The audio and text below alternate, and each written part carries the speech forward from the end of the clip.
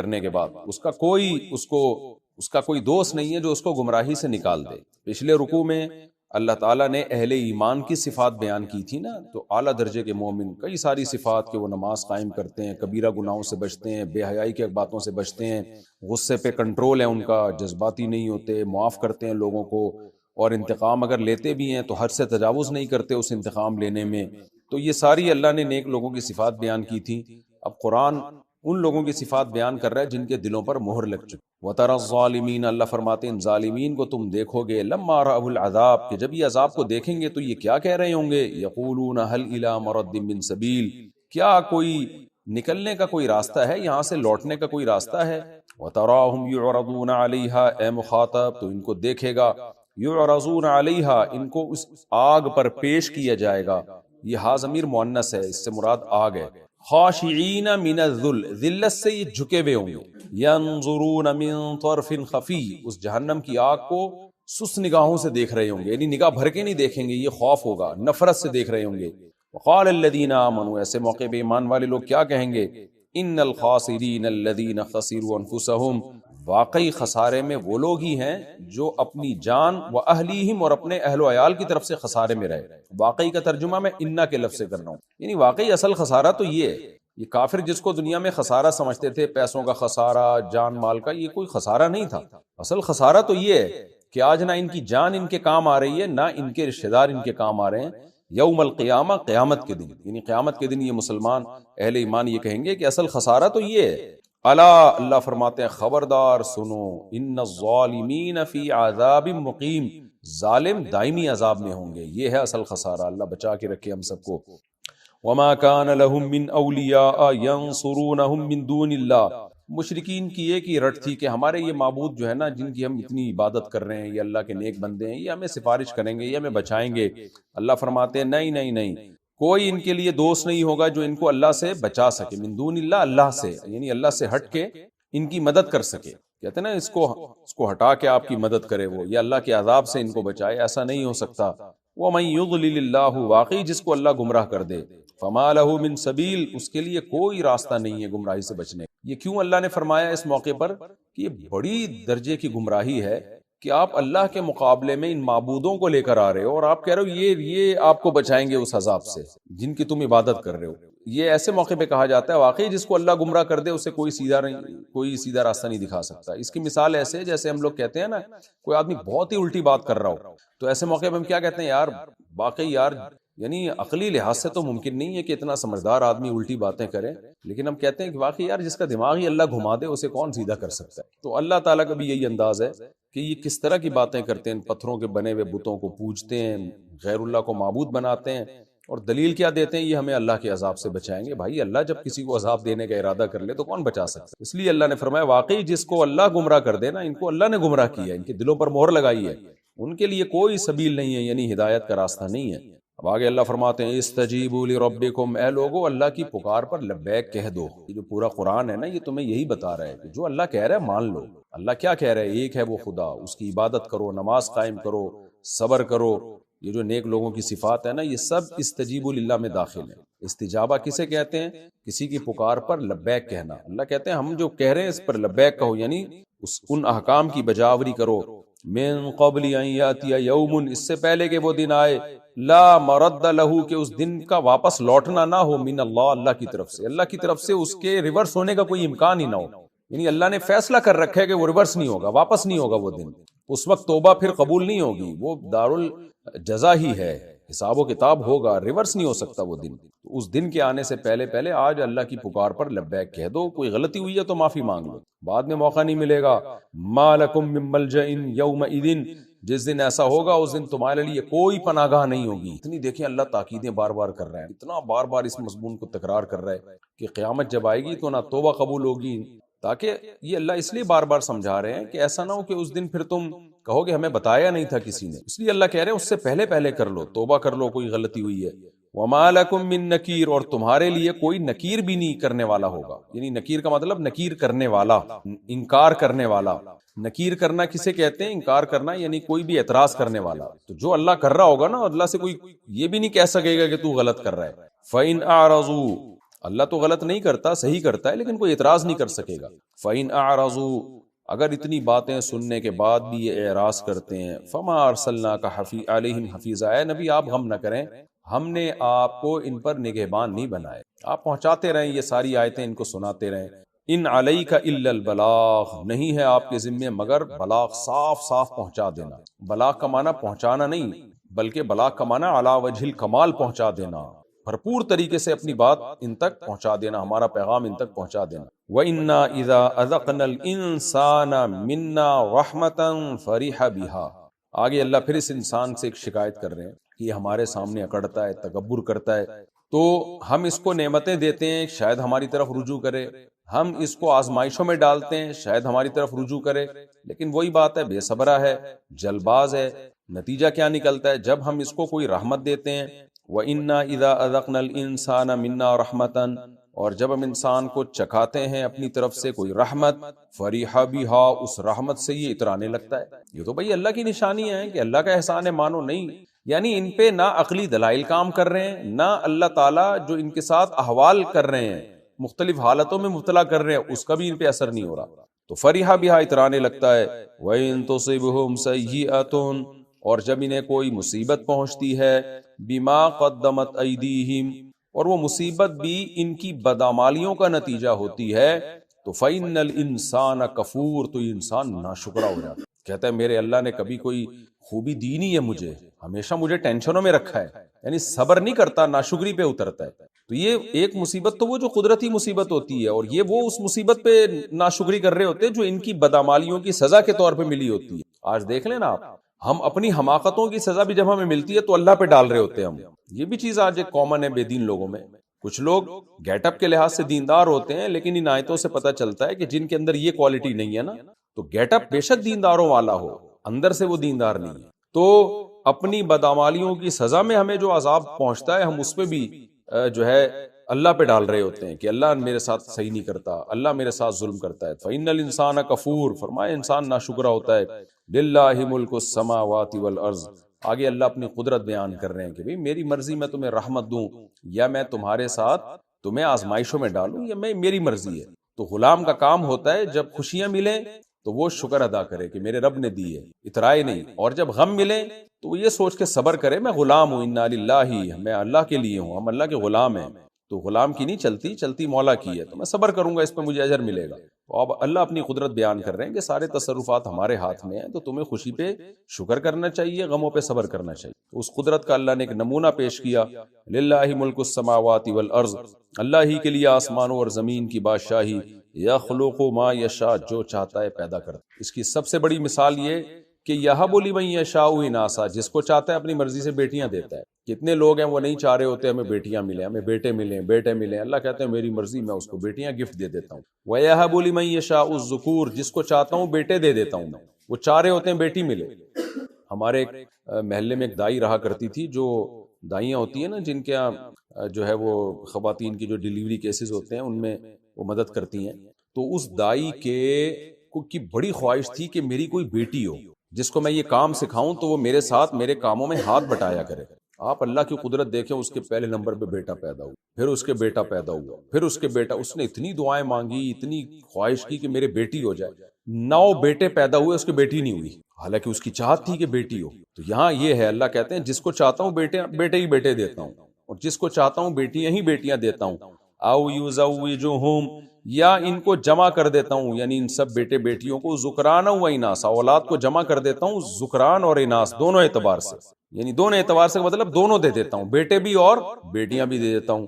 وَيَجْعَلُ مَن يَشَاءُ عَقِيمًا، اور جس کو چاہتا ہوں بانجھ بنا دیتا، کچھ بھی نہیں دیتا، ساری زندگی علاج کراتے کراتے دعائیں مانگتے مانگتے گزر جاتی ہے، نہیں ملتی۔ تو حالانکہ انسان کے لیے سب سے بڑا گفٹ تو اولاد ہے، تو اللہ کہتے ہیں اس پہ تمہارا کنٹرول نہیں ہے، تو تم کیسے اس خدا کے بارے میں کہتے ہو کہ رحمت ملے گی تو میں اتراؤں گا، اور مصیبت آئے گی تو میں اللہ پہ شکایتیں کروں گا۔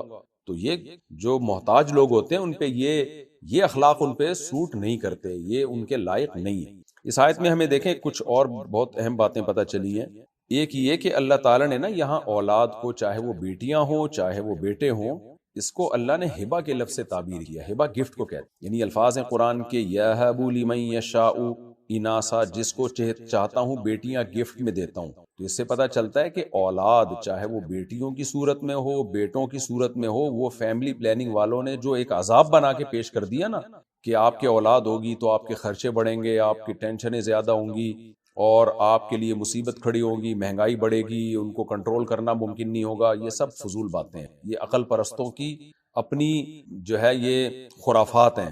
جو جیسے عقل پرستوں نے ہومو سیکسولیٹی کو عام کر دیا نا کہ لڑکا لڑکا اور لڑکی لڑکی اور یہ سب جو زنا کو عام کیا ہے، تو کتنی غیر عقلی اور بد عقلی والا کام کیا ان لوگوں نے. تو یہی فیملی پلاننگ جو خدائی تعلیمات نہیں ہوتی نا، تو قرآن کہتا ہے نا وَمَن يُضْلِلِ اللَّهُ فَلَا هَادِيَ لَهُ، جس کو اللہ گمراہ کر دے اس کو کوئی ہدایت نہیں دے سکتا. تو اس کا بہترین مصداق یہ ہے کہ اولاد تو گفٹ ہے. انسان کے لیے دنیا میں سب سے بڑا تحفہ اولاد ہے، چاہے غریب ہو یا امیر. غریب کے لیے زیادہ بڑا تحفہ ہے. میں ایسے غریبوں کو جانتا ہوں، لوگ تو کہتے ہیں ان کے بچے نہیں ہونے چاہیے تھے، لیکن وقت نے بتایا کہ ان کے بچے نہ ہوتے یہ بھوکے مر جاتے. انہوں نے بچوں پہ جتنا خرچ کیا نا، بچوں نے بڑے ہو کر باپ کے کاموں میں ہاتھ بٹایا ہے، سپورٹ کیا ہے. ایسے لوگوں کو میں جانتا ہوں کھانے کو روٹی نہیں تھی، ان کی اولاد ہوئی روکھی سوکھی کھلا کے انہوں نے گزارا کیا.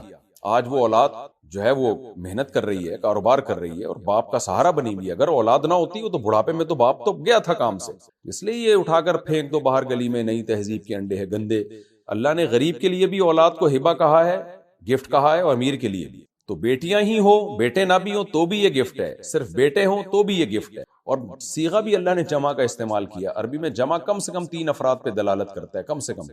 اناث کا مطلب کم سے کم 3 بیٹیاں. اس لیے میں اس آیت سے استئناس کر کے اکثر یہ بیانات میں یہ بات کہتا ہوں کہ آپ کے کم سے کم 3 بیٹے 3 بیٹیاں ہوں نا، 6. یزوجہم ذکرانا و اناسا، تو اولاد کی نعمت تمام ہوتی ہے. یعنی کم سے کم 6 بچے، یہ اولاد کا نصاب پورا ہوگا اس سے. یعنی نصاب کی ابتدا ہوگی، پورا نہیں ہوگا. پھر آگے جتنی زیادہ اولاد دے اور اللہ کی بڑی نعمت ہے.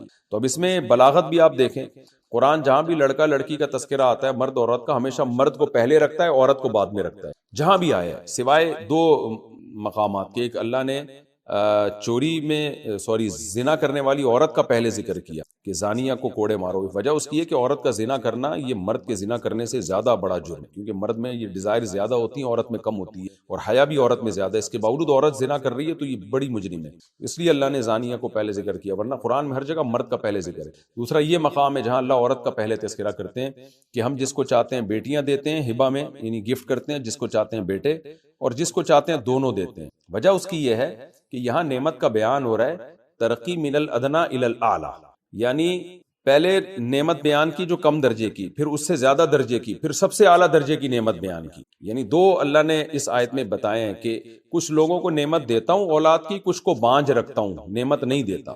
پھر جو اولاد کی نعمت ہے اس میں کم سے زیادہ کی طرف گیا ہے قرآن. تو یہ بتایا کہ جس کو چاہتا ہوں بیٹیاں دے دیتا ہوں، تو یہ بھی ایک نعمت ہے. اس سے بڑی نعمت یہ ہے کہ بیٹے مل جائیں، یہ اس سے بڑی نعمت ہے. اور سب سے بڑی نعمت یہ ہے کہ بیٹے اور بیٹیاں دونوں مل جائیں. تو اس لیے اعلیٰ درجے کی نعمت یہ ہے کہ آپ کی اولاد میں بیٹے بھی ہوں، بیٹا نہیں بیٹے، اور عربی میں جمع کم سے کم 3، اور آپ کی اولاد میں بیٹیاں بھی ہوں.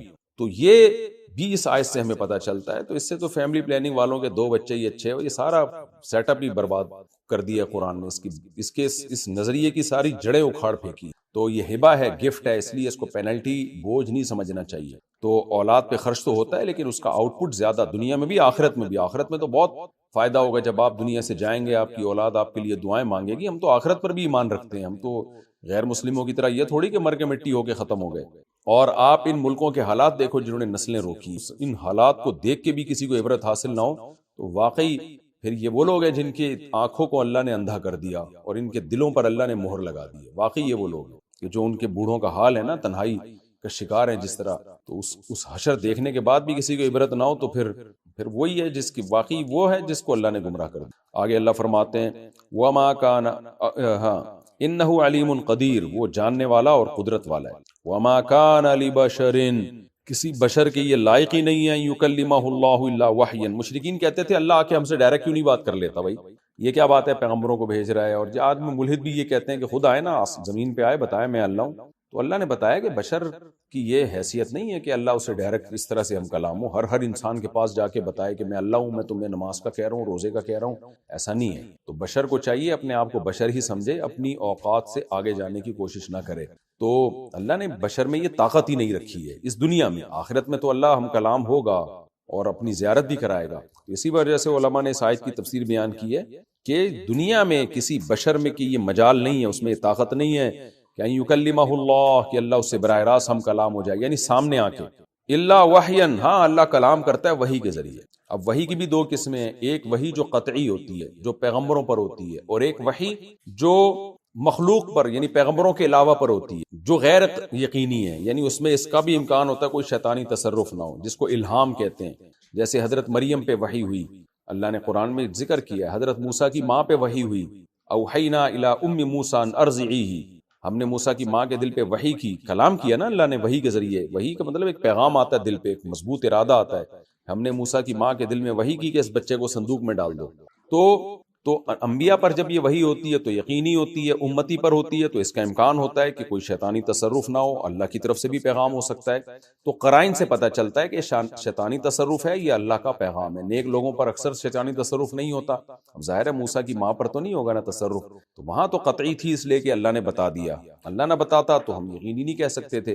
تو یہ یعنی الہام جسے کہتے ہیں. تو جو انبیاء پر وحی ہوتی ہے اس کو اصطلاح میں وحی کہا جاتا ہے، اور جو اہل اللہ پر اللہ کی طرف سے وحی ہوتی ہے اس کو اصطلاح میں الہام کہا جاتا ہے. تو فرمایا وحی کے ذریعے اللہ کلام کرتا ہے. او من وراء حجاب، یا حجاب کے پیچھے، پردے کے پیچھے. جیسے اللہ نے موسیٰ علیہ السلام سے ہم کلام ہوئے براہ راست، لیکن اللہ سامنے نہیں آیا، اللہ نے اپنی زیارت نہیں کرائی. آواز آتی تھی حضرت موسیٰ کو، ایک کلام کی چاشنی محسوس ہوتی تھی، لیکن اللہ نظر نہیں آتے تھے. تو یہ ہے حجاب کا مطلب. او یرسل رسولا، یا ڈائریکٹ اللہ دل پہ القاء کرنے کے بجائے رسول کو بھیجتے ہیں، اپنے نمائندے کو یعنی فرشتے کو. فیوحی باذنہ، پھر وہ فرشتہ وحی کرتا ہے اللہ کے حکم سے، ما یشاء، جو اللہ چاہتا ہے. جیسے نبی کے پاس اور تمام انبیاء کے پاس وحی آتی تھی، حضرت جبریل علیہ السلام پیغام لے کر آتے تھے. فرمایا انہ علی حکیم، یہ سب اس لیے ہوتا ہے کہ اللہ بہت بلند ہے. اس کی بلندی کا تقاضا یہ ہے کہ وہ ہر ایک سے آ کے ڈائریکٹ ہم کلام نہیں ہوتا. اور حکیم کا مطلب اس میں حکمتیں بھی ہیں. اگر اللہ ڈائریکٹ آ کے ہم کلام ہو تو حجت بندوں پہ کیسے تمام ہوگی، اور پھر علم غیب کا، پھر وہ غیب کا معاملہ تھوڑی رہے گا. پھر تو جو ہے وہ غیب نہیں رہے گا. پھر ایمان بالغیب اور غور و فکر کر کے پیغمبروں پر ایمان لانا، یہ سارا آزمائش کا سیٹ اپ ہی ختم ہو جائے گا. ملحد لوگ کہتے ہیں نا اللہ ہم میں سے ہر ایک کو آ کے ڈائریکٹ بتائے کہ یہ صحیح ہے یہ غلط ہے، تو ایسا نہیں ہوتا، اس سے آزمائش ختم ہو جائے گی. وَكَذَلِكَ أَوْحَيْنَا إِلَيْكَ رُوحًا مِّنْ أَمْرِنَا. تو اے نبی، یہ جو بار بار کہتے ہیں نا اللہ ڈائریکٹ آپ سے بات کیوں نہیں کرتا، آتا کیوں نہیں ہے، تو ہم نے اسی طرح سے آپ پر بھی وحی کی ہے کہ انہی 3 طریقوں میں سے ایک طریقے کو اختیار کیا جو پیغمبروں کے ساتھ تھا. تو انہی میں سے ایک طریقہ ہے. اسی طرح آپ پر بھی روح نازل ہم نے وحی کی ہے. روح کا مطلب جو قرآن ہے یہ ہم نے وحی کی ہے. اس کو روح اس لیے کہا کہ اس سے حیات ملتی ہے، روحانی حیات ملتی ہے. من امرنا یعنی اپنا حکم ہم نے نازل کیا، یا مطلب من امرنا کا مطلب اپنے حکم سے ہم نے آپ پر روح کو نازل کیا.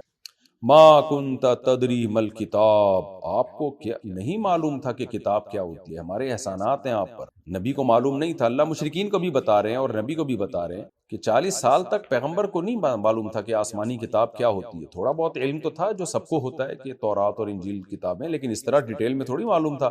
کہ آپ تو امی تھے، لکھنا پڑھنا بھی نہیں جانتے تھے اور پیدا بھی امیوں میں ہوئے. فرمایا آپ کو معلوم نہیں تھا کہ مل کتاب، کہ کتاب کیا ہوتی ہے. ولل ایمان، اور نہ ایمان کا پتہ تھا. یہاں ایمان سے مراد اصطلاحی اور تفصیلی ایمان. دیکھیں پیغمبروں کا اللہ کی ذات پر ایمان ہمیشہ سے ہوتا ہے، اللہ کی توحید. پیغمبر کبھی مشرک نہیں ہوتے، کبھی ملحد نہیں ہوتے. یہاں ایمان کا مطلب ایمان کی تفصیلات، فرشتوں پر ایمان، جنات پر ایمان، جنت پر ایمان، جہنم پر ایمان، موت کے بعد کی زندگی پر ایمان. یہ ساری جو تفصیلی ایمان ہے جو نجات کے لیے ضروری ہے، اللہ فرماتے ہیں یہ تفصیلی ایمان آپ کو معلوم نہیں تھا. پیغمبروں پر ایمان بھی ہے اس میں، آسمانی کتابوں پر ایمان. وَلَٰكِن جَعَلْنَاهُ نُورًا، لیکن ہم نے اس قرآن کو نور بنا دیا آپ کے لیے. یعنی آپ کو تو کچھ معلوم نہیں تھا. اس کا تقاضا یہ تھا کہ 40 سال اس میں گزر گئے تو آئندہ بھی معلوم نہ ہوتا، لیکن ہم نے ایسا نہیں کیا. ہم نے آپ پہ قرآن کو نازل کیا اور ہم نے اس قرآن کو نور بنا دیا، روشنی بنا دی. یہدی بہ، جس کے ذریعے، نہدی بہ، جس کے ذریعے ہم ہدایت دیتے ہیں. من نشاء، جس کو ہم چاہتے ہیں. من عبادنا، اپنے بندوں میں سے جس کو ہم چاہتے ہیں ہدایت دے دیتے ہیں. وَإِنَّكَ لَتَهْدِي، اور آپ بھی ہدایت دیتے ہیں. إِلَىٰ صِرَاطٍ مُسْتَقِيم، سیدھے راستے کی. اب یہاں اشکال پیدا ہوتا ہے کہ بھئی دوسرے مقام پر تو قرآن کہتا ہے إِنَّكَ لَا تَهْدِي مَنْ أَحْبَبْتَ، اے نبی جس سے آپ محبت کرتے ہیں آپ اس کو ہدایت نہیں دے سکتے. یہاں اللہ فرماتے ہیں آپ بھی ہدایت دیتے ہیں. حدیثوں میں آتا ہے کہ ہدایت صرف اللہ کے ہاتھ میں ہے. پیغمبر کا کام تو پہنچانا ہے، ہدایت پیغمبر کے ہاتھ میں نہیں ہے۔ یہاں اللہ فرما رہے ہیں کہ آپ ہدایت دے سکتے ہیں۔ تو وہی بات ہے، میں بار بار بتا چکا ہوں کہ قرآن میں ہدایت کے دو معنی استعمال ہوئے ہیں، گائیڈنس کے دو مطلب ہوتے ہیں ہدایت کے۔ ایک کو اصطلاح میں کہا جاتا ہے اراءۃ الطریق، اور ایک کو کہا جاتا ہے ایصال الی المطلوب۔ اراءۃ الطریق کا مطلب سیدھا راستہ دکھا دینا، یہ بھی ہدایت ہے، اور ایک ہے اس پہ چلنے کی توفیق دے دینا۔ تو جب اللہ ہدایت دیتا ہے نا کسی کو، تو اس کا مطلب کیا ہے؟ سیدھے راستے پہ چلنے کی توفیق دے دیتا ہے، چلا دیتا ہے سیدھے راستے۔ اور نبی جب ہدایت دیتے ہیں، اس کا مطلب سیدھا راستہ دکھا دیتے ہیں، چلانا نبی کے اختیار میں نہیں ہے۔ تو قرآن میں جو آتا ہے نا کہ آپ اس کو ہدایت نہیں دے سکتے جس سے آپ محبت کرتے ہیں، اس کا مطلب آپ اس کو سیدھے راستے پہ چلا نہیں سکتے۔ دکھا تو سکتے ہیں، دکھایا نبی نے سب کو، صحیح کیا ہے غلط کیا ہے، باقی اس دکھے ہوئے راستے پہ وہ چلنا بھی شروع ہو جائے، یہ آپ کے بس میں نہیں، یہ ہمارے ہاتھ میں۔ تو ہم دیکھتے ہیں کہ کون کس میں صلاحیت ہے کہ اس کو سیدھے راستے پہ چلایا جائے، اور کون گناہ کر کر کے اتنا سخت دل ہو چکا ہے کہ اس کے دل پہ مہر لگا دی جائے اور اس پہ سیدھے راستے پہ چلنے کی توفیق سلب کر لی جائے۔ یہ مطلب ہے ہدایت کا۔ تو یہاں ایک ہی ہدایت کا لفظ دو الگ الگ جملوں میں الگ الگ معنی میں استعمال ہوا ہے۔ فرمایا آپ بھی لوگوں کو سیدھا راستہ دکھاتے ہیں۔ صراط اللہ، وہ سیدھا راستہ ہے اللہ کا راستہ۔ الذی لہ ما فی السماوات و ما فی الارض، وہ اللہ جس کے لیے آسمانوں میں بھی جو کچھ ہے اور زمین میں بھی جو کچھ ہے اسی اللہ کا ہے۔ آگے اللہ سورت کے اختتام فرما رہے ہیں، الا، اے لوگو خبردار سنو، الی اللہ تصیر الامور، سارے امور لوٹ کر اللہ ہی کی طرف جا رہے ہیں۔ تو آخر میں اینڈ یہی ہوگا کہ اللہ ہی ہوگا جس نے حساب و کتاب لینا ہے اور فیصلے اسی نے کرنے۔ تو دنیا میں تھوڑے دنوں کے لیے دنیا کی لالچ، دنیا کی شہرت میں انجام سے بے خبر نہ ہو جاؤ۔ تو وقتی طور پہ تمہیں کچھ مل جائے گا دنیا میں، لوٹ کے تو ادھر ہی جانا ہے سب نے۔ تو عقل مند ہوتا ہے جو رزلٹ کو سامنے رکھ کے زندگی گزارے۔ یہ سورت الحمدللہ ختم ہو گئی ہماری، سورہ شورا، بہت سارے اسباق ہمیں اس میں ملے۔ تو اب میں اگلی سورت کی طرف چلتا ہوں۔ تو ہم اب شروع کرتے ہیں سورہ زخرف۔ سورہ زخرف کا پہلا رکوع اور 25ویں پارے کا 7واں۔ حسب معمول اس رکوع کا مختصر لفظی ترجمہ ہوگا، مختصر گرامر کے ساتھ، پھر انشاءاللہ اس کی تفسیر ہوگی۔ بسم اللہ الرحمن الرحیم۔ حامیم والکتاب المبین، حامیم حروف مقطعات میں سے ہے، والکتاب المبین، واو کے بعد جب آگے زیر آ رہا ہو نا تو یہ واو قسم کے لیے ہوتی ہے، قسم ہے کتاب کی، المبین جو کھول کھول کے بیان کرنے والی، یعنی قرآن کی قسم ہے۔ انا جعلناہ قرآنا عربیا، ہم نے بنایا ہے اس کو یعنی کلام کو قرآنا، قرآن بنایا ہے، اس کا نام ہے قرآن، عربی عربیا عربی، ہم نے اس کو عربی قرآن بنایا ہے، لعلکم تعقلون، تاکہ تم سمجھو، کیونکہ اولین مخاطب عرب ہیں۔ وَإِنَّهُ، اور بے شک یہ کتاب، فی ام الکتابی، ام الکتاب میں یعنی لوح محفوظ میں، جو تمام کتابوں کی اصل ہے، جس میں ہر چیز کے فیصلے ہیں نا، تو وہ تقدیر کی جو کتاب ہے لوح محفوظ، تو یہ اس کتاب میں یعنی یہ قرآن اس کتاب میں، لدینا ہمارے پاس، یعنی ہمارے پاس ہماری نظر میں، لعلی بہت بڑی کتاب ہے، یعنی عظمت والی، حکیم اور حکمت سے بھری ہوئی کتاب ہے، یعنی لوح محفوظ میں لکھا ہوا ہے کہ یہ جو قرآن ہے جو نازل ہوگا نبی صلی اللہ علیہ وسلم پر، یہ عظیم کتاب ہوگی اور بہت حکمت والی ہوگی۔ آفا نضرب، تو کیا ہم پھیر لیں، عنکم تم سے، ضربہ کے بعد جب عن آتا ہے تو اس کا معنی ہوتا ہے اعراض کرنا، پھیر دینا۔ آفا نضرب عنکم الذکر، تو کیا ہم ہٹا دیں تم سے نصیحت کو، صفحن، صفحن کا معنی بھی اعراض کرنا، یہ اسی نضربو کی تاکید ہے، یعنی اعراض کرتے ہوئے۔ قرآن میں آتا ہے نا فصفح الصفح الجمیل، اے نبی آپ ان سے اعراض کریں، اچھی طریقے سے اعراض کرنا، یعنی ان کی اوٹ پٹانگ باتوں کی پرواہ نہ کریں آپ۔ تو آفا نضرب عنکم الذکر صفحا، تو کیا ہم ہٹا دیں تم کو نصیحت سے اعراض کرتے ہوئے، یعنی نصیحت سے ہم تم سے اعراض کرتے ہوئے نصیحت ہی تم سے ہٹا دیں، پھیر دیں، وہی نازل کرنا چھوڑ دیں۔ ان کنتم قوما مسرفین، یہ ان آگے جو ہے نا مفعول لہو کہلاتا ہے، مصدر کی تعویل میں کرتا ہے، جو نحو جانتے ہیں وہ سمجھتے ہیں اس ٹرم کو، یعنی اس بیس پہ کہ کنتم قوما مسرفین، کہ تم حد سے تجاوز کرنے والے لوگ ہو، یعنی تم ایمان نہیں لے کر آتے، اللہ کی آیتوں کا انکار کرتے ہو، تو کیا اس بیت پہ ہم تمہیں نصیحت کرنا چھوڑ دیں؟ وَكَمْ أَرْسَلْنَا مِن نَبِيٍّ فِي الْأَوَّلِينَ، اور کتنے ہی بھیجے ہم نے پیغمبر پچھلے لوگوں میں، وَمَا يَأْتِيهِم مِّن نَبِيٍّ، اور نہیں آئے ان کے پاس کوئی نبی، إِلَّا كَانُوا بِهِ يَسْتَهْزِئُونَ، مگر وہ لوگ ان کا استہزاء کیا کرتے تھے، مذاق اڑایا کرتے تھے۔ فَأَهْلَكْنَا، پس ہلاک کر دیا ہم نے، اشد منہم، ان قوموں میں زیادہ طاقتور لوگوں کو، بطشن پکڑ کے اعتبار سے، یعنی جو بہت پاورفل لوگ تھے پکڑ کے اعتبار سے، یعنی وہ قومیں جن کی پکڑ بہت شدید تھی. یہ کنایا ہے طاقت سے. ہم کہتے ہیں بہت مضبوط پکڑ والا آدمی ہے، اس کی گرپ بہت مضبوط ہے، تو یہ طاقت سے کنایا ہوتی ہے. یعنی ہم نے بہت مضبوط قوموں کو ہلاک کر دیا.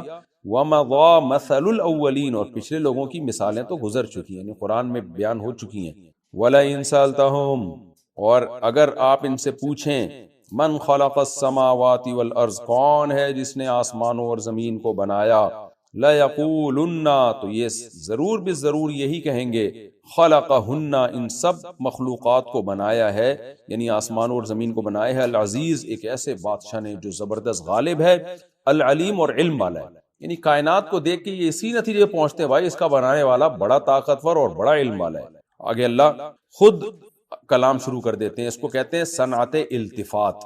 التفات کا مطلب مشرکین کا کلام چل رہا ہے یا کسی اور کا کلام چل رہا ہے، بیچ میں اللہ اپنا کلام لے آئے. تو اللہ کہتے ہیں جب آپ ان مشرکین سے پوچھو گے نا یہ کس نے بنایا، کہیں گے بھائی بڑے طاقتور اور علم والے نے بنایا. الذی جعل لکم الارض مہدا، اس نے بنایا جس نے تمہارے لیے زمین کو مہد بنایا، یعنی بچھونا بنایا اس نے. ابھی اللہ اپنا کلام لے آئے ہیں بیچ، یعنی مشرکین اللہ کی صفت بیان کر رہے ہیں، العزیز بھی ہے وہ، العلیم بھی ہے. آگے اللہ خود اپنی صفات خود اللہ نے بیان کرنا شروع کر دی کہ وہ عزیز اور علیم کہ جس نے تمہارے لیے زمین کو مہد بچھونا بنایا. وجعل لکم فیہا سبلا، مہد کہتے ہیں نا ماں جو بچے کے لیے بستر تیار کرتی ہے، اصل میں مہد یمہد تمہیدن کا معنی ہوتا ہے تیار کرنا. جب بھی کوئی بیان ہو یا کوئی تحریر ہو تو کہتے ہیں نا تمہید کے طور پہ میں کچھ باتیں کرتا ہوں. تمہید کا مطلب اس آگے کی تیاری کروا رہا ہوں آپ کو، اس کے پیش لفظ بھی جسے کہتے ہیں ہم اردو میں. تو مہد بھی تیار شدہ، جو بستر سوٹیبل جگہ جو ہوتی ہے بچے کے لیے. تو اللہ نے ہمارے لیے بھی زمین کو ایسے ہی مہد بنایا ہے جہاں ہمیں بیسک تمام بنیادی ضرورتیں ملتی. وَجَعَلَ لَكُمْ فِيهَا سُبُلًا، اور اس نے بنا دیے تمہارے لیے زمین میں راستے، ٹریولنگ کے لیے بہت آسان کر دیا اس کو، یعنی راستے بنائے. لَعَلَّكُمْ تَهْتَدُونَ، تاکہ تم سیدھے راستوں پہ پہنچو، یعنی اپنی منزلوں تک پہنچو، تمہیں رہنمائی ملے. وَالَّذِي نَزَّلَ مِنَ السَّمَاءِ مَاءً، اور اللہ وہ ذات ہے جس نے تمہارے لیے آسمان سے پانی برسایا، بقدر، ایک خاص اندازے کے مطابق، اتنا کم بھی نہیں کہ دنیا قحط سے ہلاک ہو جائے اور آبادی کے حساب سے ان کی ضرورتیں ہی پوری نہ ہو، اور اتنا زیادہ بھی نہیں کہ لوگ ڈوب کے ہی ہلاک ہونا شروع ہو جائیں، ساری انسانیت ہی مر جائے. میں نے تفسیری شروع کر دی، خیر پہلے ترجمہ مکمل کر لوں. فَأَنشَرْنَا بِهِ، پھر ہم نے پیدا کیا اس پانی کے ذریعے، زندہ کیا ہم نے. انشرنا کا معنی زندہ کرنا بھی. بلدتم میتن، ایک مردہ زمین کو، بلدہ بلد شہر کو کہتے ہیں، بلدتن ایک زمین کا ٹکڑا، تو زمین کے ٹکڑے کو ہم نے اس پانی کے ذریعے زندہ کیا. کذالک تخرجون، اسی طرح تم بھی نکالے جاؤ گے قبروں سے. جیسے مردہ زمین حیات پڑتی ہے، اس میں مردہ انسانوں میں بھی حیات پڑے گی. والذی خلق الازواج کلھا، وہ ذات جس نے ہر طرح کے جوڑے پیدا کیے، یعنی تمام جوڑے جتنے بھی چیزیں نا پیر کی شکل میں سب اسی نے پیدا کی ہے، یہ خود بخود نہیں ہو سکتی. وَجَعَلَ لَكُم مِّنَ الْفُلْكِ، اور بنایا تمہارے لیے یعنی کشتیاں، والانعام، اور چوپائے، ما ترکبون، یعنی وہ مخلوق، ترکبون جس پہ تم سوار ہوتے ہو. کشتیوں پہ بھی ہم سوار ہوتے ہیں، اللہ کہتے ہیں یہ بھی میں نے بنائی ہیں، جہاز بھی میں نے بنائے ہیں، اور یہ جو چوپائے جانور ان کی پشت پہ بھی تم سوار ہوتے ہو، یہ بھی میں نے بنائے. کیوں بنائے؟ لِتَسْتَوُوا عَلَى ظُهُورِهِ، تاکہ تم ان چیزوں کی پشت پہ سوار مستوی ہو. مستوی کا مطلب قائم ہو، قرار پکڑو. استوا یستوی کا معنی قرار پکڑنا، تاکہ تم ان کی پشت پہ قرار پکڑو، جم کے بیٹھو. پھر کیا ہوگا؟ ثُمَّ تَذْكُرُوا، پھر یاد کرو، نعمت ربکم، اپنے رب کی نعمت کو. اِذَا اسْتَوَيْتُمْ عَلَيْهِ، جب اس کی پشت پہ تم مستوی ہو جاؤ، یعنی یہ جانور ہو یا کشتیاں ہوں یا کوئی بھی جو سواری کے لیے اللہ نے مخلوق پیدا کی ہے، کہ جب تم اس کی پشت پر قرار پکڑو نا، جم کے بیٹھ جاؤ، اور تمہیں پتہ ہو کہ تمہارے مکمل کنٹرول میں ہے، تو تم اس کی نعمت کو یاد کرو، یہ میں نے اس لیے کیا یہ سب تمہارے لیے. وَتَقُولُوا، اور زبان سے کیا کہو، سبحان الذی، پاک ہے وہ ذات، سخر لنا، جس نے مسخر کر دیا ہمارے لیے، ہذا، اس سواری کو، وما کننا لہو، اور نہیں تھے ہم لہو، اس سواری کے لیے، مقرنین، کنٹرول کرنے والے.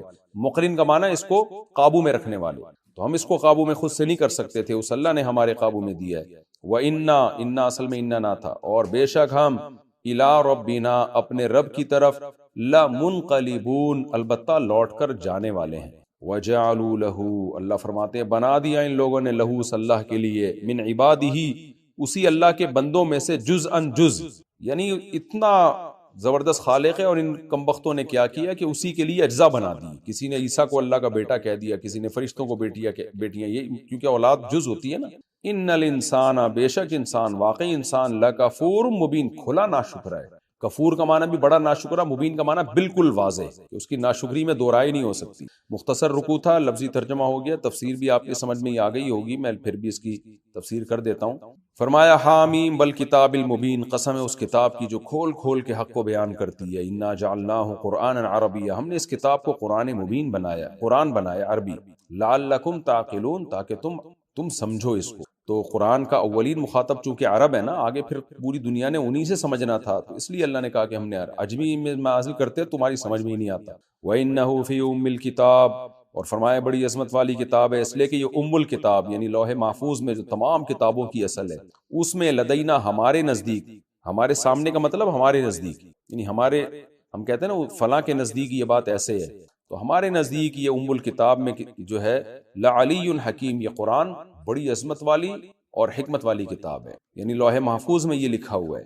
آفَنَضْرِبُ عَنْكُمُ الذِّكْرَ صَفْحًا، مشرکین بار بار کہا کرتے تھے کہ آپ ہمیں نصیحت نہ کیا کریں، یہ قرآن کو نازل کرنا چھوڑ دیں، یعنی اللہ نازل کرنا چھوڑ دے، کیونکہ ہم نے تو ماننا ہی نہیں ہے، آپ کی محنت ضائع جائے گی. اس کا اللہ نے جواب دیا آفَنَضْرِبُ عَنْكُمُ الذِّكْرَ صَفْحًا، ہم اس ذکر یعنی قرآن کو ہٹا لیں تم سے، اعراض کرتے ہوئے ہٹا دیں ہم تم سے، ان کنتم قوم مسرفین، اس بیس پہ کہ تم حد سے تجاوز کر رہے ہو، یعنی تم اگر نہیں مان رہے تو میں نازل نہ کروں قرآن، یہ کیسے ہو سکتا ہے، تم پہ حجت کیسے تمام ہوگی، تو تمہاری خواہش پہ قرآن نازل نہیں ہوگا، یہ اللہ کی مرضی پہ نازل ہوگا، تو تم یہ مطالبہ نبی سے چھوڑ دو کہ قرآن نہ نازل ہو، آپ ہمیں نصیحت نہ کریں، یہ تمہاری چاہتوں پر نہیں ہے، یہ اللہ کے فیصلے پر ہے.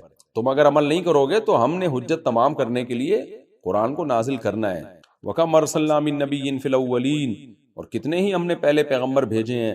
وَمَا يَأْتِيهِم مِّن نَبِيٍّ، اور کسی بھی نبی کے پاس، کوئی بھی نبی قوم کے پاس نہیں آیا، إِلَّا كَانُوا بِهِ يَسْتَهْزِئُونَ، مگر وہ ان کا مذاق اڑایا کرتے تھے.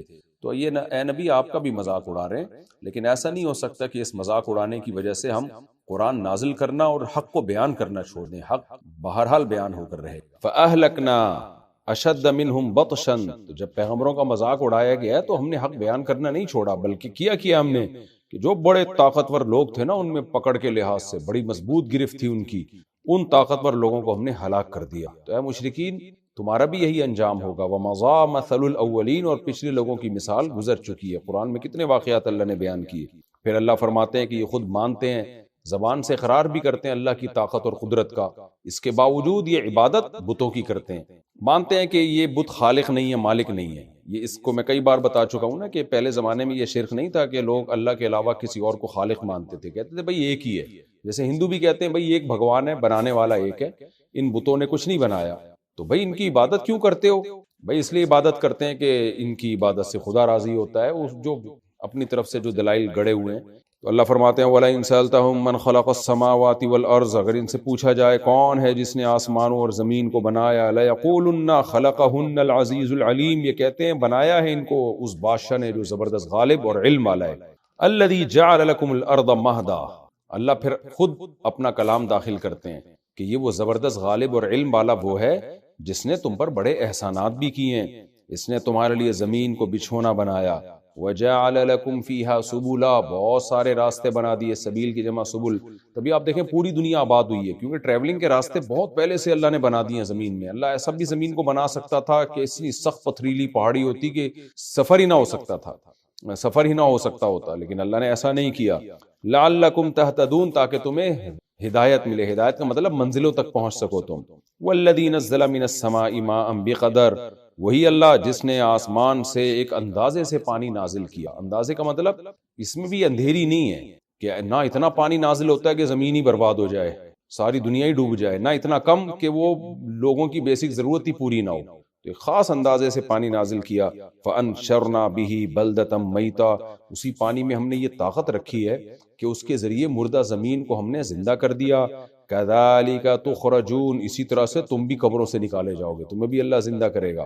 پھر اللہ اپنے احسانات بتاتا ہے، والذی خلق الازواج کلھا، یہ اللہ وہ ذات ہے جس نے تمام جوڑوں کو پیدا کیا، جتنی بھی پیر ہیں، نر مادہ، دن رات، ہر طرح کے، چاہے مادی چیز جاندار ہوں، بے جان چیزیں، سب کی بنیاد جو ہے نا جوڑوں پہ چل رہی ہے، پیر پہ چل رہی ہے۔ تو یہ سارے اللہ نے پیدا کیا۔ اگر یہ کائنات خود بخود بنی ہوتی تو یہ سسٹم نہ ہوتا اس میں۔ وَجَعَلَ لَكُم مِّنَ الْفُلْكِ وَالْأَنْعَامِ، اور اس نے بنائے تمہارے لیے کشتیاں بھی اور چوپائے بھی۔ زمین پہ خشکی پہ سفر کرنے کے لیے چوپائے بنائے، ظاہر اس زمانے میں گاڑیاں اور ہوائی جہاز نہیں تھے، تو دو ہی سفر تھے، یا تو خشکی کا یا سمندر کا، تو سمندر میں اس نے سمندری جہاز بنا دیے۔ اب سوال پیدا ہوتا ہے بھائی سمندری جہاز تو انسان خود بناتا ہے، بات یہی ہے کہ جس میٹیریل سے بناتا ہے، لکڑیوں سے، لوہے سے، وہ تو سارا اللہ کا پیدا کردہ ہے۔ پھر فزکس کے جن اصولوں کے تحت اتنے بھاری بھرکم جسم کو، جہاز کو سمندر پہ رکھتا ہے، تو پانی اس کو اٹھا کے جو رکھتا ہے، تو یہ اصول بھی تو اللہ نے وضع کیے ہیں۔ پھر ستارے اس نے آسمانوں میں بنا دیے جس میں سمندر میں ہمیں لوکیشن پتہ چلتی ہے۔ یہ تو گوگل میپ تو اب ایجاد ہوا ہے نا، اور یہ تو بنیاد تو اس کی وہی ستارے ہیں، لعلہم یہتدون، اللہ کہتے ہیں ستاروں کو دیکھ کر یہ راستوں کا، منزلوں کا پتہ چلاتے ہیں۔ تو اس لیے اللہ ان تمام چیزوں کی اپنی طرف نسبت کرتا ہے۔ اس سے پتہ چلتا ہے یہ گاڑیاں بھی یہ اللہ کی بنائی ہوئی مخلوق ہیں، ہوائی جہاز بھی اللہ کی مخلوق ہے۔ تو یہ دعا جو ہے نا جو آگے آ رہی ہے، یہ ہر طرح کی سواری کے لیے، یہ سب کچھ اللہ نے مسخر کیا۔ فرمایا وَجَعَلَ لَكُم مِّنَ الْفُلْكِ وَالْأَنْعَامِ مَا تَرْكَبُونَ، کشتیوں میں اور چوپایوں میں وہ مخلوق بنائی جس پہ تم سوار ہوتے ہو۔ یہ اس لیے بنائی لِتَسْتَوُوا عَلَىٰ ظُهُورِهِ، کہ جب تم اس کی پشت پہ سوار ہوا کرو نا اور براجمان ہوا کرو، تو ثُمَّ تَذْكُرُوا نِعْمَةَ رَبِّكُمْ، کہ تم پھر اس کے بعد یاد کرو اپنے رب کی نعمت کو۔ یہ سب اس لیے کی ہے، جب اس پہ بیٹھو نا تمہیں پتہ چلے پیدل جاتے تو کتنی مصیبت ہوتی، تم اللہ کی نعمت کو یاد کرو۔ اِذَا اسْتَوَيْتُمْ عَلَيْهِ، جب تم ان پر مستوی ہوا کرو۔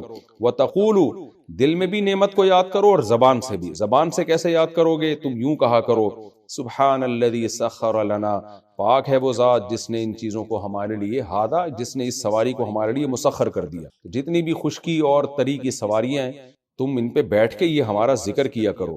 وما کننا لہ مقرنین، اور اعتراف کیا کرو کہ ہم ان کو اپنے قابو میں رکھنے والے نہیں تھے۔ وہی بات ہے کافر میں مسلمان میں فرق، کافر نعمتوں سے لطف اندوز ہوتا ہے، اتراتا ہے کہ میری ایجاد ہے، بحری جہاز میں نے بنایا، وہ ٹائٹینک کا کہتا ہے نا بڑا فخر تھا اس کو، میں نے بنایا، تو اللہ نے ڈبو دیا اس کو۔ تو یہ سب اللہ کے بنائی ہوئی مخلوقات ہیں، ہوائی جہاز ہیں یا ریلیں ہیں، ٹرینیں ہیں، سب اللہ تعالیٰ کی نے جو چیزیں ہمیں دی ہیں، جو صلاحیتیں دی ہیں، اسی سے ہم نے ان چیزوں کو بنایا ہے۔ تو تمام سواریوں کے بارے میں یہی ہے کہ تب تم ان پہ بیٹھو تو کافر اللہ کی نعمت کو یاد نہیں کرتا، وہ فخر کرتا ہے۔ تم یاد کرو دل سے بھی، تذکروا نعمت ربکم سے مراد ہے دل میں یاد کرو، دل میں سوچو کہ یہ اللہ نے ہمارے لیے جو ہے یہ مسخر کیا ہے، اور زبان سے بھی اللہ کی حمد و ثنا کیا کرو کہ تمام تعریفیں اس اللہ کے لیے ہیں جس نے ہمارے لیے اس کو مسخر کیا، اور ہم اس کو مسخر کرنے کی قدرت نہیں رکھتے تھے۔ وَإِنَّا إِلَىٰ رَبِّنَا لَمُنْقَلِبُونَ، اور ہم نے اپنے رب کی طرف لوٹ کر جانا ہے۔ ایک دن ہمیں اعمال کا حساب دینا ہوگا کہ ان نعمتوں کا استعمال کر کے شکر ادا کیا یا ناشکری کی۔ وَجَعَلُوا لَهُ مِنْ عِبَادِهِ جُزْءًا، اللہ پھر توحید کی طرف آتے ہیں کہ انہوں نے اللہ کے ساتھ ایسا شرک کیا ہے کہ اللہ کے لیے اللہ کے بندوں کو جز بنا دیا، یعنی جو اللہ کے غلام تھے انہی کو اللہ کے جسم کا معاذ تھے کہ اللہ کی بیٹیاں ہیں فرشتے، تو انہوں نے اللہ کی مثال کیا رکھی ہے کہ اللہ کی معاذ اللہ بیٹیاں ہیں۔ تو یہ مطلب ہے آیت کا۔ جب ان کو خوشخبری دی جاتی ہے اس مخلوق کی جس کو یہ لوگ رحمان کے لیے بطور مثال کے بیان کرتے ہیں، یعنی بیٹیوں کی جب ان کو خوشخبری دی جاتی ہے، ظل وجہہ، تو اس شخص کا چہرہ رہتا ہے سارا دن مسودن سیاہ، اسودہ یسودو باب افعلال، اس کا معنی سیاہ ہونا، جیسے احمرار سرخ ہونا، ابیضاض سفید ہونا، تو ظل وجہہ مسودن، اس کا چہرہ سیاہ رہتا ہے سارا دن، وہو کظیم، اور وہ گھٹ رہا ہوتا ہے۔ وَمَن يُنَشَّأُ، کیا اور وہ مخلوق، يُنَشَّأُ فِي الْحِلْيَةِ، جو پروان چڑھائی جاتی ہے زیور میں۔ نشأ ينشئ کا معنی، نشأ ينشأ نشوءً کا معنی پروان چڑھنا، کہتے ہیں نا نشو نما، نشو نما کہتے ہیں، اصل میں یہ لفظ ہے نشو نما، لیکن اردو میں اس کو بنا دیا نشو نما، تو اسی سے ہے ينشأ، کسی کی نشو نما کرنا، تو ينشأ فعل مجہول ہے۔ وَمَن يُنَشَّأُ، کیا اور وہ مخلوق جو پروان چڑھائی جاتی ہے فی الحلیہ زیور میں، وَهُوَ فِي الْخِصَامِ، اور ہے وہ خصام، جھگڑے میں، بحث مباحثے میں۔ خصم آپ کے فریق ثانی کو کہتے ہیں جس کا آپ سے جھگڑا چل رہا ہو، یعنی دونوں ایک دوسرے کے خصم ہوتے ہیں، تو خصام کا معنی جھگڑا، یعنی بحث مباحثے میں جو جھگڑا ہوتا ہے۔ وَهُوَ فِي الْخِصَامِ، اور یہ جھگڑے میں غیر مبین، واضح کرنے والی نہیں ہے، یعنی اپنی بات کو صحیح طرح سے ایکسپلین کرنے کی قدرت نہیں رکھتی، اس میں وہ بلاغت نہیں ہوتی۔ اب دوبارہ ترجمہ کر دیتا ہوں۔ کیا اور وہ مخلوق، کیا اور کا مطلب کیا، واو سے پہلے یہاں جملہ محذوف ہے جس پر عطف ہو رہا ہے، یعنی کیا تم نے اللہ کی طرف بیٹیوں کی نسبت کر دی ہے، یعنی کیا وہ مخلوق جس پہ تمہارا چہرہ سیاہ ہو جاتا ہے اور وہ زیورات میں پلتی ہے، یعنی تم بیٹیوں کی نسبت اللہ کی طرف کر رہے ہو، تو اللہ تعالیٰ سوال پوچھ رہے ہیں کیا وہ مخلوق جس کی وجہ سے تمہارا چہرہ بھی سیاہ ہو جاتا ہے جب پتہ چلتا ہے بیٹی پیدا ہو گئی ہے، اور دوسری بات یہ کہ وہ مخلوق جو زیورات میں پلتی ہے اور وہ بات کو بیان کرنے میں غیر مبین ہے، جب اس کی کسی سے ڈیبیٹ ہوتی ہے تو اس میں وہ بلاغت نہیں ہوتی، یعنی کیا اس کو تم اللہ کی طرف منسوب کرتے ہو۔ وَجَعَلُوا الْمَلَائِكَةَ الَّذِينَ هُمْ عِبَادُ الرَّحْمَنِ إِنَاثًا، اور انہوں نے بنایا ہے فرشتوں کو، الذین ہم عباد الرحمن، جو اللہ کے بندے ہیں، ان کو بنا لیا کیا، اناسا، لڑکیاں، ان کو کہہ دیا کہ وہ بیٹیاں ہیں، لڑکیاں ہیں۔ اشہدوا خلقہم، کیا یہ حاضر تھے ان کی تخلیق میں، یعنی جب اللہ فرشتوں کو بنا رہا تھا تو کیا یہ دیکھ رہے تھے کہ ان کو لڑکا بنا رہا ہے کہ لڑکیاں بنا رہا ہے۔ ستکتب شہادتہم، تو ان کی شہادت لکھی جائے گی، یعنی اگر یہ دیکھ رہے تھے اور واقعی اس دیکھنے کے بعد گواہی دے رہے ہیں تو ان کی گواہی لکھ لی جائے گی۔ وَهُمْ شَهَادَتُهُمْ وَيُسْأَلُونَ، اور ان سے سوال پوچھا جائے گا، یعنی آج گواہی دے دو کہ ہم دیکھ رہے تھے تو ہم گواہی لکھ لیتے ہیں اور اس کے بارے میں پھر ہم تم سے سوال کریں گے۔ وَقَالُوا، اور یہ کہتے ہیں، لَوْ شَاءَ الرَّحْمَنُ، اگر رحمان چاہتا، مَا عَبَدْنَاهُمْ، ہم ان کی عبادت نہ کرتے، یعنی فرشتوں کی، جنات کی اور بتوں کی ہم عبادت نہ کرتے۔ مَا لَهُمْ بِذَلِكَ مِنْ عِلْمٍ، نہیں ہے ان کے لیے اس دعوے پر من علم، کوئی دلیل۔ میں نے بتایا تھا نا علم کا مطلب بہت دفعہ ترجمہ علم کا دلیل سے کیا جاتا ہے۔ ان ہم الا یخرصون، نہیں ہے یہ لوگ مگر اٹکل کرنے والے۔ خرص کہتے ہیں ایسے ہی کہتے ہیں کوئی پھینک رہا ہو بیٹھ کے لمبی لمبی تو اندازے سے باتیں کر رہا ہو، کوئی دلیل نہ اس کے پاس، یہ نہیں ہے مگر ایک اٹکل کی باتیں کرنے والے۔ ام آتیناہم کتابا، کیا ہم نے دی ہے ان کو کوئی کتاب، من قبل ہی، اس سے پہلے، فہم بھی، پس یہ لوگ ہیں اس کتاب کے ساتھ مستمسکون، مضبوطی سے تھامنے والے، یعنی کیا ہم نے ان کو اس سے پہلے، یعنی قرآن سے پہلے کوئی کتاب دی ہے کہ قرآن چھوڑ کر یہ لوگ اس کتاب کو مضبوطی سے تھامے ہوئے ہیں جس میں لکھا ہوا ہے کہ ان کی عبادت کرنا۔ بل قالوا، نہیں کچھ بھی نہیں ہے، بلکہ بس یہ تو ایک ہی بات کہتے ہیں، انا وجدنا آباءنا، ہم نے پایا ہے اپنے باپ دادا کو، علی امتن، ایک امت پر، ایک طریقے پر، امت طریقے کو بھی کہتے ہیں، وَإِنَّا عَلَىٰ آثَارِهِمْ، اور بے شک ہیں ہم ان کے نشانات پر، مہتدون، سیدھا چلنے والے، اہتدا کا معنی راستے پہ چلنا، یعنی ہم ان کے آثار پر ہی مہتدون چلے جا رہے ہیں، ہمیں ہدایت اور گائیڈنس یہاں سے مل رہی ہے اپنے باپ دادا کے آثار سے کہ جو انہوں نے کیا ہم وہی کریں گے۔ وَكَذَلِكَ مَا أَرْسَلْنَا مِن قَبْلِكَ، اسی طرح ہم نے نہیں بھیجا آپ سے پہلے، فی قریۃ، کسی بستی میں، من نذیر، کوئی بھی ڈرانے والا، الا قالا، مگر کہا ہے، مترفوہا، اطرافا یطرفو اطرافن، مال و دولت کسی کو دینا جس کی بنیاد پر وہ اترانا شروع کر دے، مترف جو وہ لوگ جن کو دولت دی گئی تھی وہ اترانے لگے تھے، وہ تو مترفونا تھا، اور جب ہا کی طرف مضاف کر دیا تو نون ضمیر گر گئی۔ اللہ فرماتے ہیں اسی طرح ہم نے آپ سے پہلے کسی بستی میں کوئی ڈرانے والا نہیں بھیجا، مگر اس بستی میں جو اترانے والے لوگ تھے، تکبر کرنے والے لوگ تھے، انہوں نے یہی کہے تھے، یعنی اسی طرح کہا ہے جیسے آپ کی قوم کہہ رہی ہے، اسی طرح پہلے لوگوں نے بھی یہی جملہ کہا ہے۔ وہ جملہ کیا ہے؟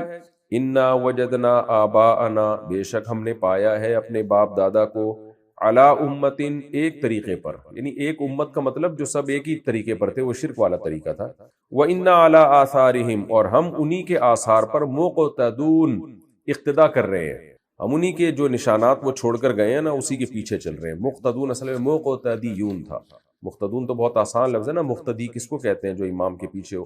قالا، تو پیغمبروں نے کیا کہا تھا، یعنی ہر پیغمبر نے یہی جواب میں کہا تھا، اللہ نے کہا نا کہ پچھلی امتوں نے بھی یہی بات کی ہے، تو قالا کیا مطلب ان امتوں میں سے ہر ایک پیغمبر نے یہ کہا، اصل میں ہونا چاہیے تھا قالو، تمام پیغمبروں نے کہا، لیکن جب واحد کا لفظ صیغہ آ رہا ہے نا، اس کا مطلب بتاویل کل واحد، ہر پیغمبر نے یہ لفظ کہا اولو جئتکم، کیا تم پیروی کرو گے باپ دادا کی، ولو جئتکم، اگرچہ میں تمہارے پاس آیا ہوں، باہدا، زیادہ ہدایت کے ساتھ، مما وجدتم، اس طریقے سے جو تم نے پایا ہے، علیہ آباءکم، جس پر تم نے اپنے باپ دادا کو پایا ہے. یعنی اولو جئتکم باہدا، اہدا اس میں تفضیل ہے، یعنی اگر تمہارے باپ دادا سے زیادہ ہدایت والا طریقہ، زیادہ اچھا طریقہ میں لے کر آؤں تو بھی کیا تم اپنے باپ دادا ہی کو فالو کرو گے؟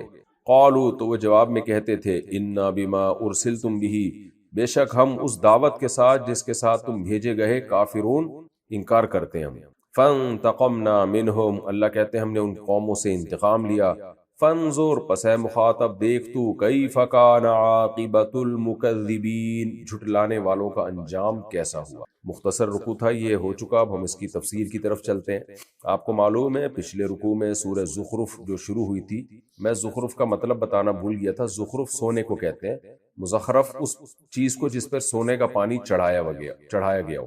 تو کیونکہ سورت میں اللہ تعالیٰ نے سونے اور چاندی کا ذکر کیا ہے کہ کافر جو اللہ کے نافرمان ہے، اگر یہ خوف نہ ہوتا کہ ساری دنیا کی نعمتوں میں پڑھ کر اللہ سے غافل ہو جائے گی، تو میں کافروں کو دنیا اس سے بھی زیادہ دیتا جتنی میں نے دی ہے. ان کو سونے اور چاندی ہی دیتا میں، جس کا آگے رکوع میں اس کی تفصیل آ رہی ہے. تو اس لیے اس سورت کا نام زخرف رکھا گیا. تو آپ کو معلوم ہے اس سورت کے جو پہلا رکوع تھا اس میں اللہ تعالیٰ نے اپنی نعمتوں کو بیان کیا کہ کیسے اس نے جوڑے پیدا کیے، کیسے اس نے تمہارے لیے سواریاں پیدا کی تاکہ تم ان کی پشت پر سوار ہو کر اپنے رب کی نعمت کو یاد کیا کرو، دل سے بھی یاد کیا کرو اور زبان سے بھی اس کی تعریف کیا کرو کہ تمام تعریفیں اس رب کے لیے ہیں جس نے ہمارے لیے اس کو، ان سواریوں کو مسخر کر دیا.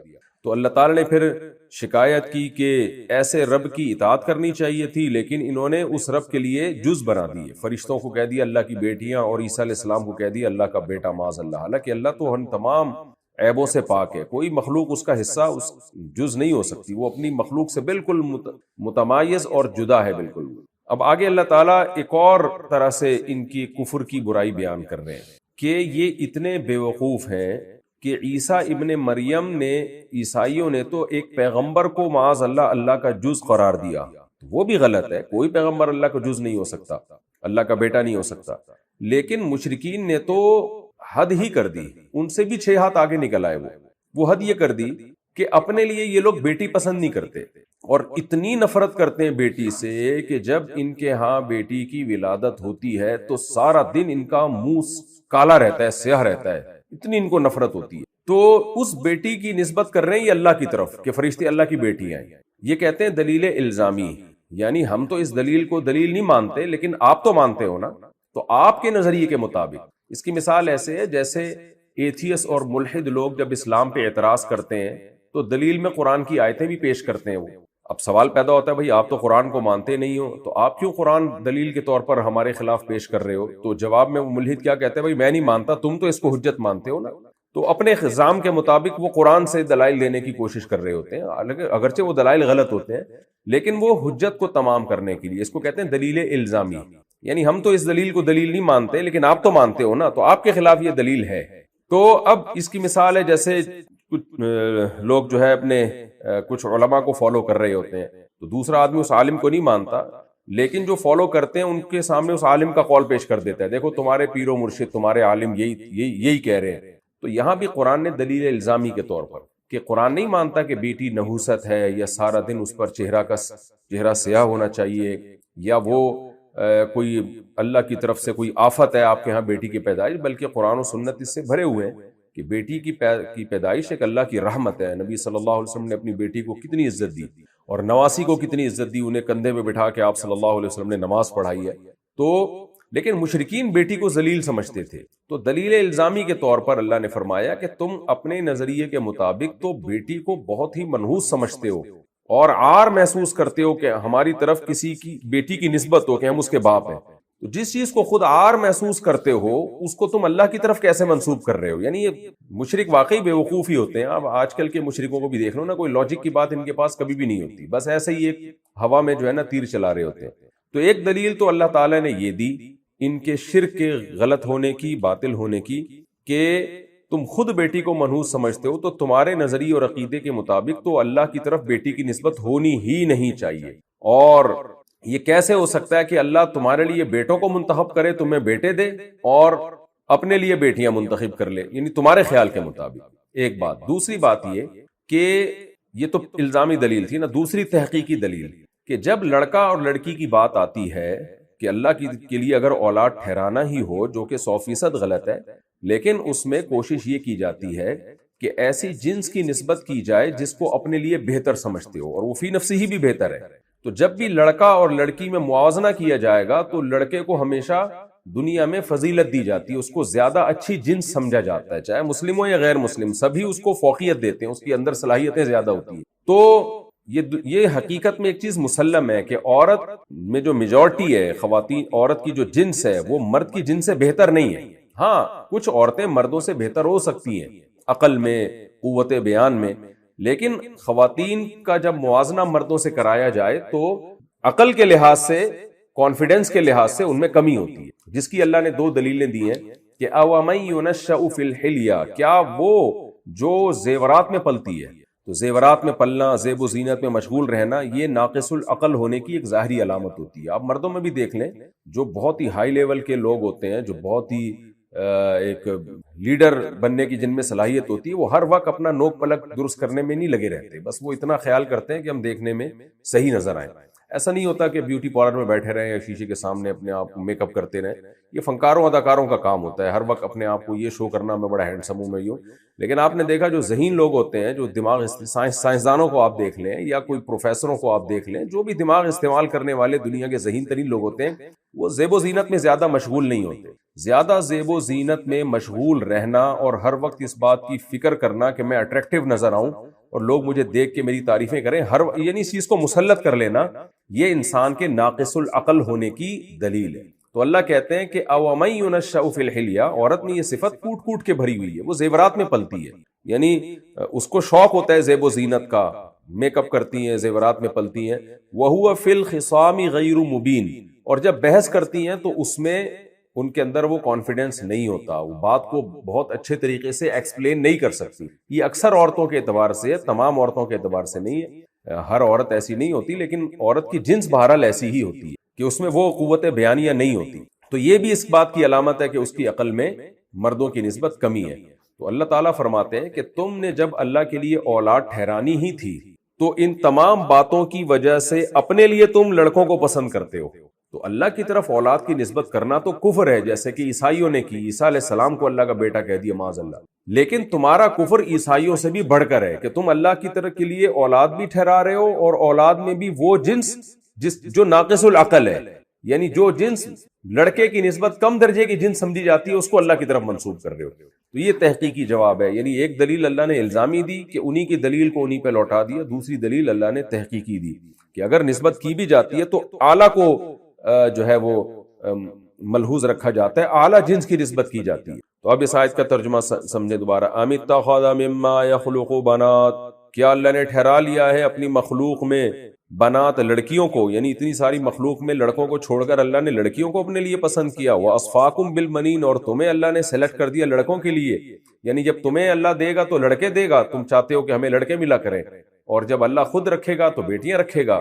وَإِذَا بُشِّرَ أَحَدُهُمْ، حالانکہ جب ان میں سے کسی شخص کو بشارت دی جاتی ہے بِمَا ضَرَبَ لِلرَّحْمَنِ مَثَلًا، اس مخلوق کی جس کو اللہ کے لیے یہ بطور مثال کے بیان کرتے ہیں، یعنی مثال اللہ کی بیان کرتے ہیں کہ اللہ کی بیٹیاں ہیں، تو اس مخلوق کی جب ان کو خوشخبری دی جاتی ہے، یعنی بیٹی کی جب خوشخبری دی جاتی ہے تو اپنا ان کا حال کیا ہوتا ہے؟ غَلَّ وَجْهُهُ مُسْوَدًّا، سارا دن اس کا چہرہ سیاہ رہتا ہے، وَهُوَ كَظِيمٌ، اور یہ گھٹ رہا ہوتا ہے، یعنی غم کے مارے کہ یہ کیا پیدا ہو گیا میرے یہاں۔ ایسے جاہل تھے یہ مشرک لوگ۔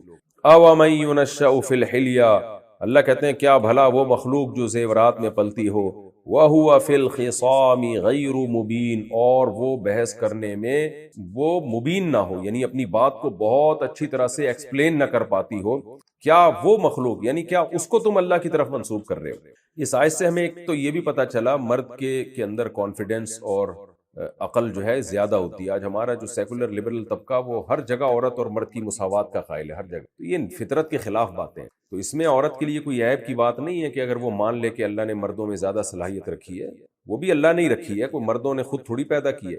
ہاں بعض عورتیں مردوں سے زیادہ ذہین ہوتی ہیں، جیسے بعض عورتیں مردوں سے زیادہ طاقتور ہوتی ہیں، بعض عورتوں میں مردوں سے زیادہ بات کو ایکسپلین کرنے کی صلاحیت بھی ہوتی ہے، لیکن ایک جنس کی بات ہو رہی ہے، اوور آل دیکھا جائے تو مرد کی جو وہ ہے وہ اس کے اندر اللہ نے صلاحیتیں عورت سے زیادہ رکھی. تو یہ بھی ہمیں پتہ چلا. دوسری بات ہمیں ایک اہم بات یہ بھی معلوم ہوئی اس آیت سے کہ جن لوگوں کو ہر وقت بننے سنورنے کا شوق ہوتا ہے نا، تو یہ مردانگی نہیں ہے، یہ آپ کے بے وقوف اور احمق ہونے کی علامت ہے. اس کی علامت ہے کہ آپ کوئی بڑا کام دنیا میں نہیں کر سکتے. تو مردوں میں، عورت میں ہو تو یہ تو اس کی فطرت کا حصہ ہے، لیکن مردوں میں بھی آج کل یہ چیزیں آ گئی ہیں. بیوٹی پارلر پہ گھنٹہ گھنٹہ بیٹھے رہتے ہیں، تیار ہوتے رہتے ہیں اور لپسٹک لگاتے ہیں اور پتہ نہیں کیا کیا کرتے ہیں. تو یہ اس چیز کو، اس کی حوصلہ شکنی کرنی چاہیے. اسی آیت سے پتہ چل. عورت کے بارے میں تو اللہ نے بتایا کہ وہ اس کا تو مزاج ہی ہے، یہ وہ اسی طرح سے پلتی ہے. آج مرد بھی اسی طرح سے پل رہے ہیں، تو یہ تو بہت ہی یعنی ایک شرم کی بات ہو گئی نا. اور پھر مرد بیوٹی پارلر کھول کے بیٹھے ہوئے ہیں. تو مرد کا مطلب یہ نہیں ہے کہ وہ ان چیزوں میں زیادہ، تو زینت اختیار کی جائے گی لیکن اس کی ایک حدود ہونی چاہیے. ہر وقت اسی میں مشغول رہنا، اپنے نوک پلک درست کرتے رہنا، آج کل یہ بہت زیادہ ہو گیا ہے. آدمی اور فنکاروں اداکاروں کو دیکھ دیکھ کے ہوا ہے، تو ہر وقت تیاری میں لگے رہتے ہیں اور کیا کیا کرتے ہیں وہ بیوٹی پارلر میں، آپ کو زیادہ پتہ ہے. تو یہ ایک اپنے بچوں کی حوصلہ شکنی کرنی چاہیے. حضرت مولانا اشرف علی تھانوی رحمہ اللہ نے لکھا ہے بہشتی زیور میں کہ جب اپنے لڑکوں کی تربیت کریں نا، تو لڑکے اگر زیادہ زینت میں لگ رہے ہیں تو ان کو منع کریں. ان کو بولیں تم ماشاءاللہ مرد ہو، اللہ تعالیٰ نے تمہیں مرد بنایا ہے، آدمی بنایا ہے، تو تم مردوں والے کام کرو. کھیل بھی وہ کھیلو جو مرد کھیلتے ہیں، اور بھاگو دوڑو، اور یعنی بچے کو بچپن سے ہی مرد بنانے کی فکر کرنی چاہیے. اور یہ بھی پتا چلا کہ جو آج کل بچوں سے اسکولوں میں پوچھا جانے لگا ہے کہ آپ کیا ہو، یعنی آپ لڑکا بننا پسند کرو گے لڑکی، تو یہ بھی غلط ہے. اس کو بتاؤ آپ کو اللہ نے مرد پیدا کیا تو آپ کی عادات بھی مردوں والی ہی ہوں گی. آج کل ماں باپ ان چیزوں کی فکر نہیں کرتے، تو بچوں کو کھیلنے دیتے ہیں، اس کے فیوچر میں بہت ہی سنگین نتائج ان کو پھر دیکھنے کو ملے. آگے اللہ نے فرمایا وَجَعَلُوا الْمَلَائِكَةَ الَّذِينَ هُمْ عِبَادُ الرَّحْمَنِ إِنَاثًا، انہوں نے بنا دیا ان فرشتوں کو جو اللہ کے بندے ہیں، ان کو بیٹیاں بنا دیا. اشہدوا خلقہم، اللہ فرماتے ہیں کیا تم ان کی تخلیق کے وقت موجود تھے؟ یعنی تم دیکھ رہے تھے کہ ان کو بیٹا بنایا جاتا ہے کہ یا بیٹیاں؟ ستکتب شہادتہم ویسألون، اگر تم موجود تھے تو پھر شہادت دے دو، لیکن تمہاری شہادت لکھی جا رہی ہے اور تم سے شہادت کے بارے میں سوال ہوگا. کیونکہ فرشتے بڑے آرام سے کہہ دیتے ہیں ہاں جی ہم شہادت دیتے ہیں کہ مشرکین بڑے آرام سے کہہ دیتے تھے کہ ہاں جی ہم گواہی دیتے ہیں کہ فرشتے لڑکیاں ہیں، بیٹیاں ہیں. دیکھیں یہ آیتیں ہمیں عجیب لگ رہی ہیں کہ اللہ ان چیزوں پر اتنا رد کیوں کر رہا ہے، لیکن جس ماحول میں قرآن نازل ہوا ہے نا، وہ ان کی گھٹیوں میں یہ عقیدے پڑے ہوئے تھے، ہلنے کے لیے تیار نہیں تھے، بہت ڈھیٹ تھے وہ لوگ. اس لیے قرآن بار بار جو ہے نا ان کو الزامی دلیل بھی دے رہا ہے، تحقیقی دلیل بھی دے رہا ہے، تاکہ ان کے دل سے یہ شرک، یہ بدبو جو ہے نا، بدبودار شرک، یہ نکلے ان کے دل سے. وقالوا لو شاء الرحمن ما عبدناهم، ایک دلیل یہ بھی دیا کرتے تھے کہ بھئی ہم فرشتوں کی عبادت کرتے ہیں، بتوں کی عبادت کرتے ہیں، اگر اللہ کو یہ عمل ہمارا ناپسند ہے تو نہ کرنے دینا، ہمیں روک لے زبردستی. یہ بالکل ایسا ہی ہے جیسے آج بھی لوگ کہتے ہیں نا کہ بھائی میں تو یہ کر رہا ہوں، کوئی عذاب نہیں آتا، اللہ مجھے روکتا نہیں. اس کا مطلب ٹھیک ہے یہ عمل، تو اللہ روکتا کیوں نہیں ہے؟ تو اللہ تعالیٰ فرماتے ہیں لو شاء الرحمن ما عبدناہم، مشرکین کہتے تھے اگر رحمان چاہتا تو ہم ان کی عبادت نہ کرتے. جب کر رہے ہیں اس کا مطلب وہ یہ رحمان کو اس سے کوئی مسئلہ نہیں ہے، یہ محمد صلی اللہ علیہ وسلم کو معاذ اللہ اس سے مسئلہ ہے. یہ خود اپنی طرف سے انہوں نے ایسا کہہ دیا کہ ان کی عبادت نہ کرو، اس کی عبادت نہ کرو، فلاں کی نہ کرو. اگر اللہ کو کوئی مسئلہ ہوتا تو اللہ نہ کرنے دیتا ہمیں. اللہ فرماتے ہیں ما لہم بذالک من علم، اس دعوے پر ان کے پاس کوئی دلیل نہیں ہے. یعنی یہ جو کہہ رہے ہیں نا کہ اگر اللہ اس عبادت سے ناراض ہوتا تو ہمیں عبادت نہ کرنے دیتا،